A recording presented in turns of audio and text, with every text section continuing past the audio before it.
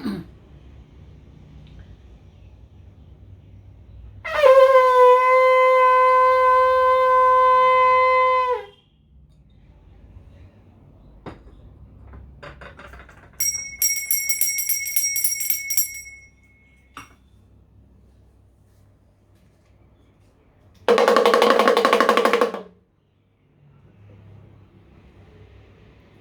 गणपते नमः। ओम नमः शिवाय। मेरे YouTube चैनल देखने वाले सभी दर्शकों को मेरा प्यार भरा नमस्कार। आज मैं आपको गोचर में जो ग्रह परिवर्तन होने के लिए आ रहा है वह बृहस्पति है, और उसके बारे में मैं आपको बताने आई हूँ कि बृहस्पति देश के लिए क्या करेगा और हर राशि वालों के लिए क्या करेगा, और इसके हमें क्या उपाय करने चाहिए और किस चीज़ का हमें बचाव करना चाहिए। वृश्चिक बृहस्पति जो है पिछले 39 महीनों से 39 महीनों से जब से यह वृश्चिक में था तब से बृहस्पति अनकंफर्टेबल था, क्योंकि वहाँ पे वो केतु के साथ था। केतु के बाद फिर वह धनु राशि अपनी में आया, और अपनी राशि आने के बाद यह कर्क में आया, जिसमें नीच का बृहस्पति होता है शनि की राशि में। अब यह 21 नवंबर को रोहिणी नक्षत्र होगा और यह कुंभ राशि में प्रवेश करेंगे, और उसमें यह अपना फल खुलकर देंगे, क्योंकि आकाश तत्व वायु तत्व राशि है। इसके अंदर बृहस्पति अपना जो भी फल देंगे अपनी नीचता को भंग करके, और कुंभ राशि में अपनी राशि मीन से एक राशि पीछे यह जो फल देंगे, यह फल काफ़ी लाभदायक होगा कईयों के लिए, और कईयों के लिए सामान्य होगा और कईयों के लिए सामान्य से भी कम होगा। लेकिन उसके लिए मैं आपको उपाय बताऊंगी किस राशि में ये कैसा फल करेगा, उसके लिए मैं आपको आज बताने आई हूँ। देखिए, सबसे पहले तो ये आएगा घनिष्ठा नक्षत्र में। घनिष्ठा नक्षत्र होता है मंगल का।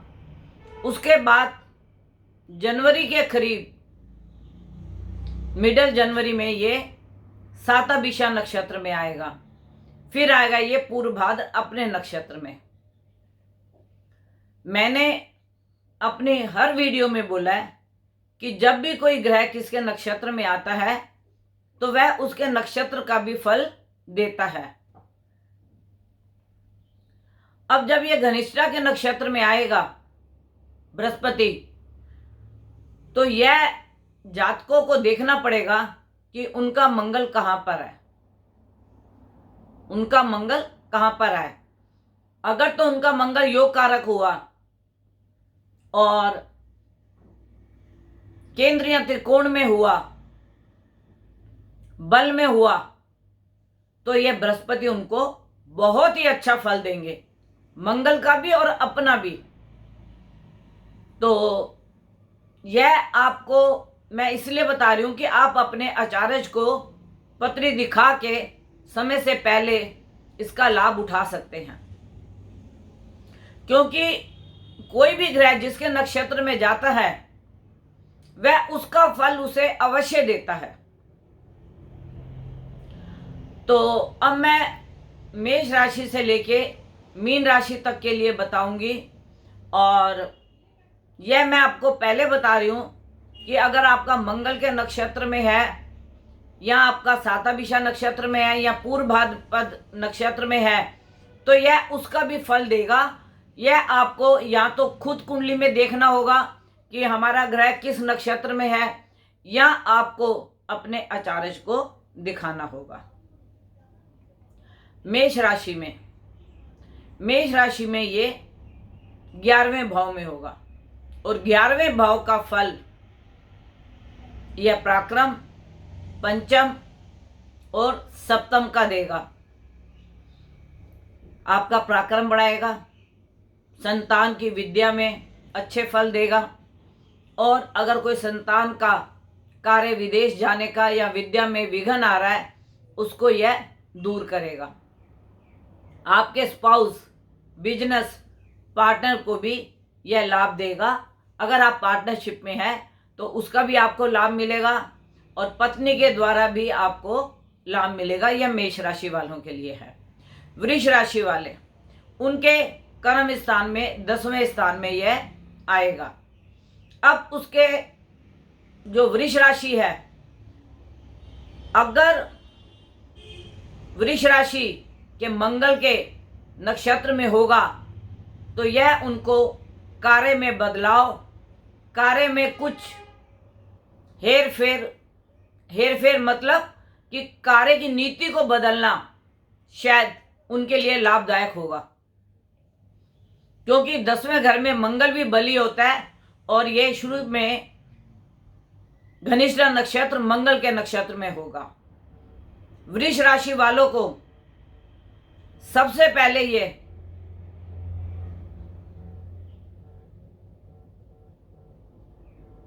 अगर आप देखें तो उनके 6ठे स्थान में देखेगा वृष राशि में पंचम दृष्टि से, उसके बाद यह अष्टम में देखेगा और उसके बाद यह कर्म स्थान में देखेगा।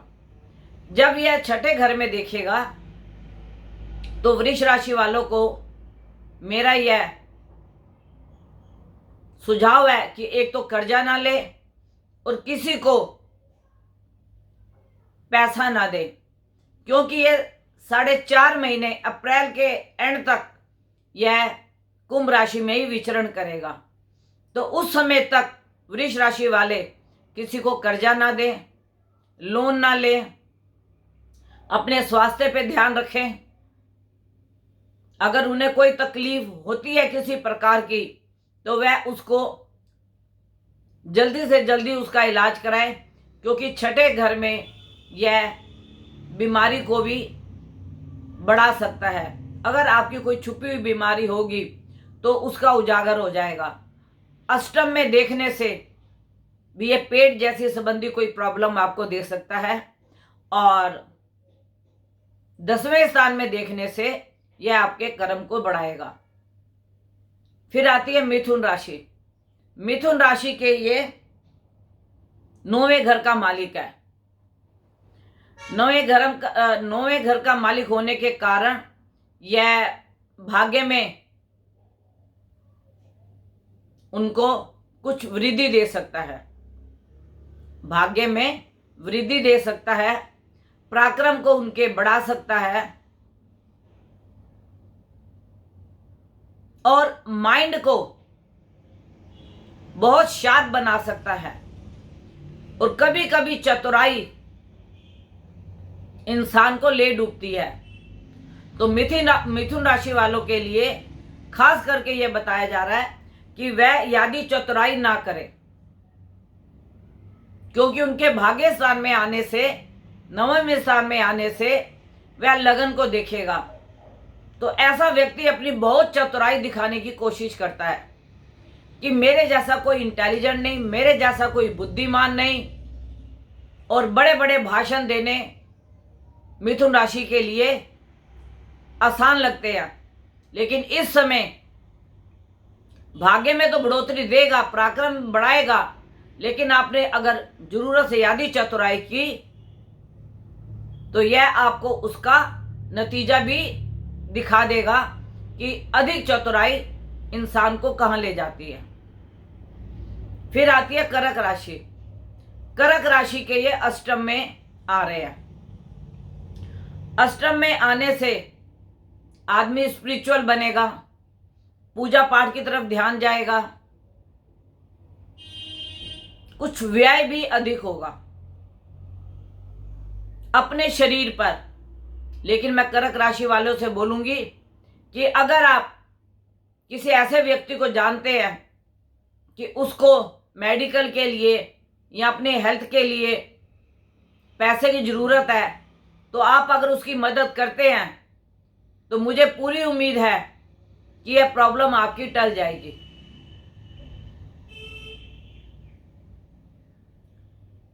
उसके बाद यह आपके धन स्थान को देखता है। धन की तो आपको कमी नहीं होगी, धन किसी भी स्रोत से आपके पास आएगा, लेकिन आपको अपनी सेहत का बहुत ध्यान रखने की आवश्यकता है।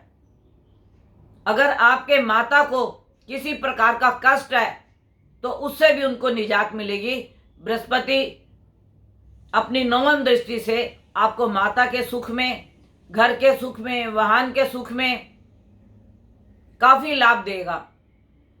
सिर्फ कर्क राशि वालों को अपनी सेहत का ध्यान रखने, पेट और रीढ़ की हड्डी, इस चीज का ध्यान रखने की जरूरत है। इसके बाद आती है सिंह राशि। सिंह राशि के यह सप्तम में आएगा।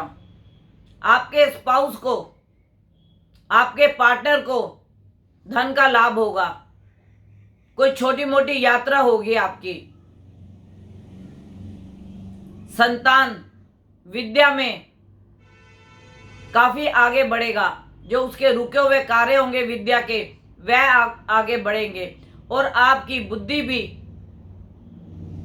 इस वक्त काफी तीव्रता से अच्छी तरफ चलेगी और नवम भाव आपके भाग्य को बढ़ोतरी करेगा। आपके पिता को हेल्थ में लाभ होगा। यह सिंह राशि वालों के लिए है। कन्या राशि के लिए यह छठे भाव में आएगा। कर्म को बढ़ाएगा, व्यय को बढ़ाएगा, धन को बढ़ाएगा। अगर कन्या राशि वाले किसी व्यक्ति की नौकरी छूटी हुई है, हो सकता है इस वक्त में उनको नौकरी से कुछ लाभ हो या नौकरी लग जाए। और अगर विदेश की यात्रा रुकी हुई है तो उनका विदेश में भी योग बनता है जाने का, लेकिन लंबी यात्रा नहीं है। नवम दृष्टि वो आपके धन स्थान पे देखता है। वहां पे वो कंफर्टेबल नहीं है धन स्थान पे, क्योंकि वहां पे तुला राशि है। तुला राशि बृहस्पति की शत्रु राशि है। धन तो आएगा, चाहे शत्रु से आए चाहे मित्र से आए, लेकिन इसमें थोड़ी सी आपको अपनी बुद्धि की चतुरता दिखानी पड़ेगी। इसके बाद आती है आपकी तुला राशि। तुला राशि के पंचम में आ रहा है। संतान से कोई खुशी मिलेगी या संतान के घर में संतान की उत्पत्ति होगी। मीन्स तुला राशि वाले दादा बन सकते हैं, उनके संतान में वृद्धि होगी।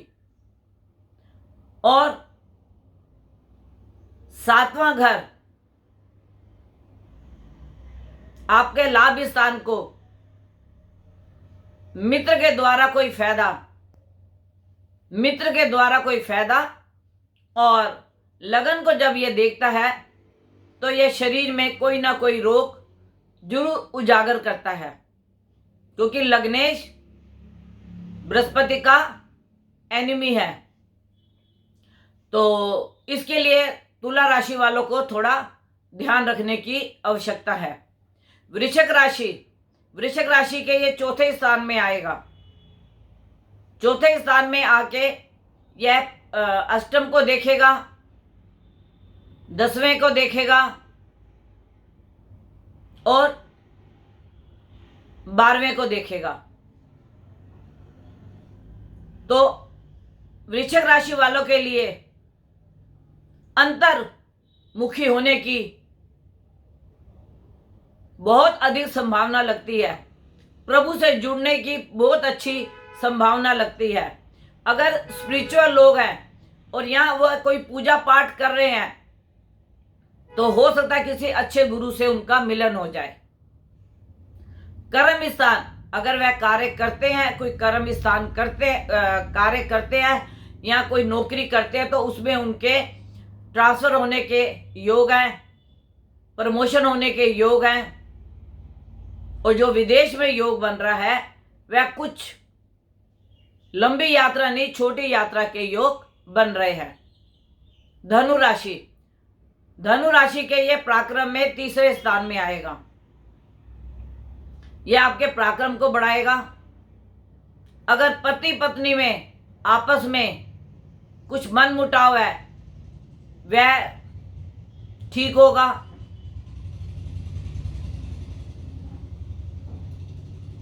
धनु राशि वाले और धनु लगन वाले जिन कन्याओं के विवाह नहीं हुए या जिनके विवाह नहीं हो रहे, हो सकता है उनकी यह संभावनाएं इस समय में 4.5 महीने में पूरी होने के योग हैं, क्योंकि बृहस्पति स्पाउस के घर को देख रहा है। उस स्पाउस के घर को देख के अगर शादी में रुकावट आ रही है तो वह दूर होगी। और धनु राशि वाले अगर केसर का तिलक नाभि में, गले में और माथे में लगाएं तो मुझे ऐसे लगता है कि उनके जितने भी रुके हुए कार्य हैं वह काफ़ी जल्दी बढ़ेंगे।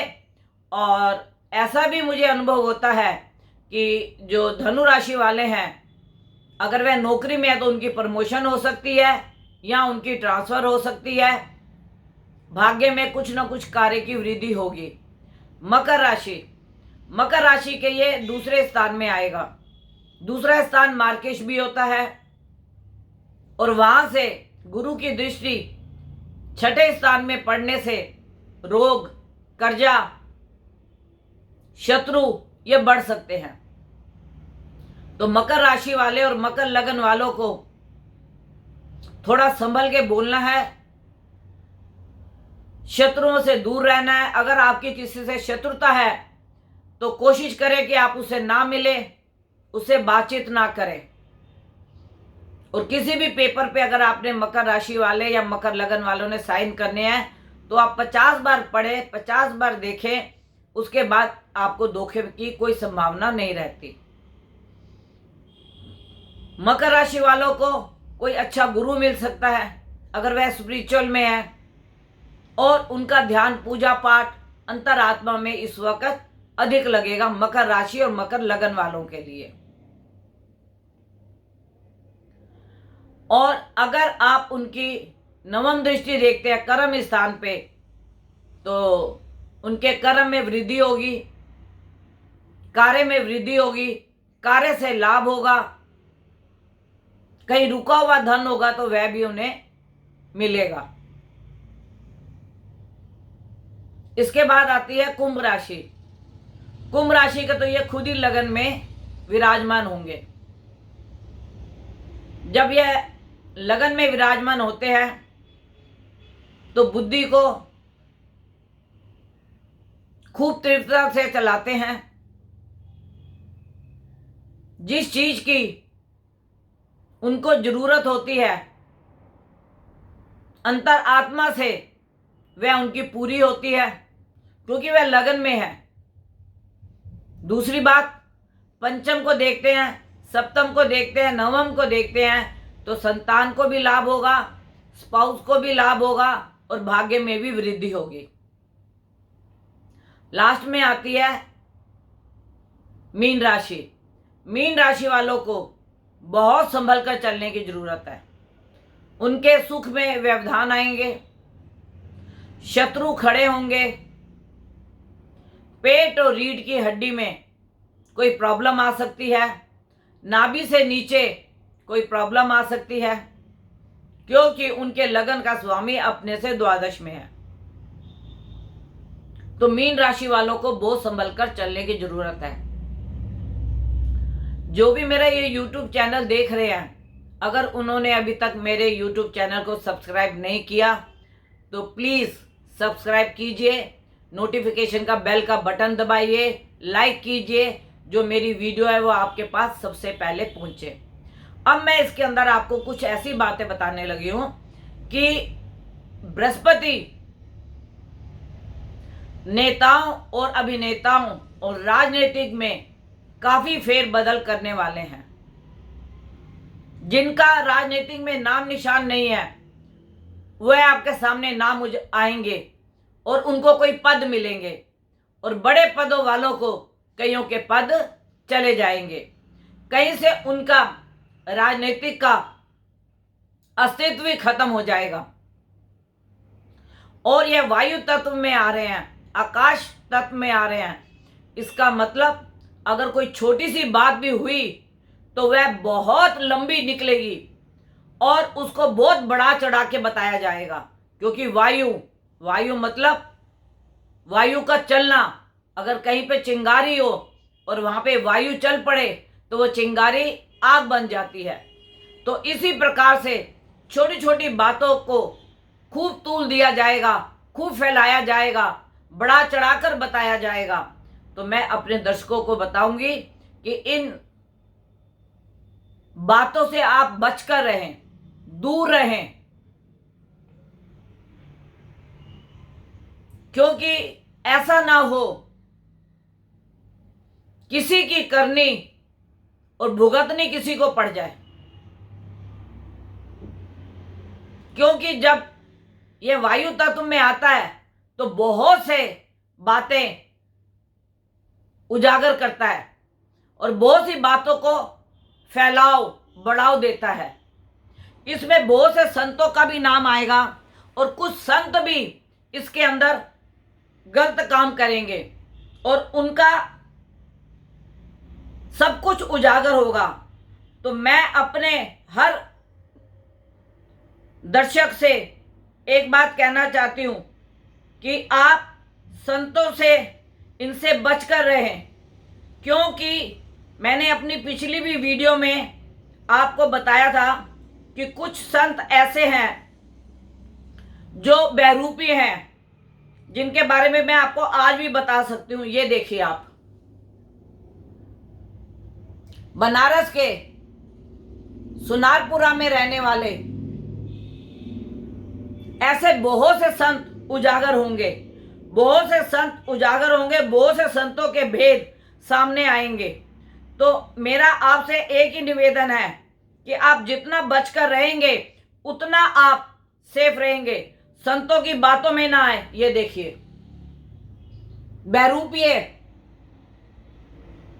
ये बहरूपी हैं, अपने दरबार चलाते हैं, और आप इनके दरबार में जाके देखिए तो जो इन्हें पैसे ना दे उनके ऊपर ये भूत प्रेत छोड़ देते हैं।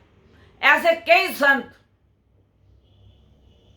अभी उजागर होंगे ये 4.5 महीने में। ये अप्रैल तक का ये पीरियड है, और बहुत से संत अपने आप को मुस्लिम बताते हैं, कहीं पे वो बन जाते हैं हिंदू, जैसे मैंने आपको इनका बताया। ये मैंने अपनी पिछली वीडियो में भी बताया था। तो ऐसे लोग और ऐसे लोगों से आप बचकर रहें। अगर आपके साथ भी कभी ऐसा धोखा हुआ है तो आप अपनी रिपोर्ट पुलिस में दे सकते हैं। अभी बहुत से ऐसे संत बहरूपी झूठे आपके सामने आएंगे। तो मैं आप सबसे एक ही निवेदन करूंगी, क्योंकि धर्म का गुरु कुंभ राशि में आ रहा है। कहीं भी आपको छल कपट या लूट घसूट लगे तो आप अपने नजदीक के पुलिस स्टेशन में जाएं और जाके नाम सहित उनकी रिपोर्ट कराएं, जिससे पुलिस अपनी कार्रवाई से ऐसे लोगों को उजागर करे। लोगों का विश्वास न टूटे धर्म से, लोगों का विश्वास न टूटे सनातन से, लेकिन जो सनातनी है वो सनातनी रहें और अपने प्रभु को, अपने इष्ट को अपनी अंतरात्मा से याद करें, और ऐसे बहरूपियों से आप लोग बचें। अगर कोई मेरे से कांटेक्ट करना चाहता है 9810930691 9999 4 बार 99338366, इसके ऊपर कांटेक्ट कर सकते हैं 11 बजे से 4 बजे तक। यह बृहस्पति का जो गोचर में ग्रह परिवर्तन हो रहा है, यह अप्रैल तक 4.5 महीने का ये अंतर है। और इसके अंदर जिनको लाभ होगा, स्थिर लाभ होगा। ये नहीं कि 4.5 महीने के बाद उनको नुकसान हो जाएगा, ऐसा नहीं। उनको स्थिर करके जाएगा। जिनके प्रॉपर्टी नहीं बन रही उनको प्रॉपर्टी दिलाकर जाएगा, जिनकी नौकरी नहीं लग रही उनको नौकरी दिलाएगा, और जिनका विदेश से रुक रहा है उनको विदेश की यात्रा, विदेश की पढ़ाई के लिए भी यह कार्य करेगा। तो रोहिणी नक्षत्र चंद्रमा के नक्षत्र में आ रहा है और गज केसरी योग बना रहा है। और इसके बाद यह जैसे ही यह घनिष्ठा नक्षत्र, साताभिषा नक्षत्र, पूर्वाभाद्र नक्षत्र में आएगा, उसके वैसे वैसे ये फल देता जाएगा। तो इसीलिए मेरा आप सबसे निवेदन है कि आप अपने आचार्य को पत्री दिखा के और ये बृहस्पति के परिवर्तन का, कुंभ राशि में आने का, स्थिर राशि में आने का आप लाभ उठाएं और लाभ उठा के अपने कार्य को बढ़ाएं, अपनी विद्या को आगे बढ़ाएं, और जो भी आपके काम रुके हुए हैं उनको आप आगे बढ़ाएं। आप और आपका परिवार सुखी रहे, स्वस्थ रहे, निरोगी रहे, यही मेरी आपसे विनती है, प्रभु से विनती है कि आप किसी भी बहकावे में ना आए और कोई भी उड़ती हवाओं में आप उसमें तूल ना दें। बस मेरी यही विनती है। और सरकार की गाइडलाइंस के ऊपर चलें और मास्क जरूर लगाकर चलें आप।